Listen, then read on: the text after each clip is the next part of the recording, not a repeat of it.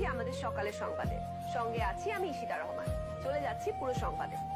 কিছুক্ষণ আগে পাওয়া খবরে জানা গেছে, চট্টগ্রাম বন্দরে জাহাজের ক্রেন দুর্ঘটনায় কন্টেনারের নিচে চাপা পড়ে একজন নিহত ও দুজন চীনা পরিদর্শক আহত হয়েছেন। আজ সকালে বিদেশি পরিদর্শক নিয়ে বন্দরের কার্যক্রম দেখার সময় ক্রেন ছিঁড়ে এই দুর্ঘটনাটি ঘটে।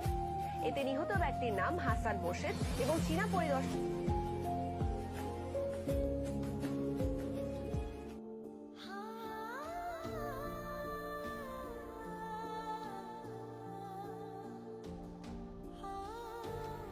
এই ঈশিতা, সমস্যা কি?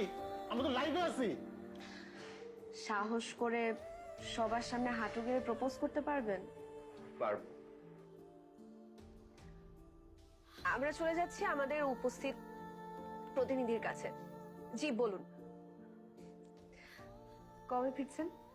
আমার বিকালে ফ্লাইট, বিকালে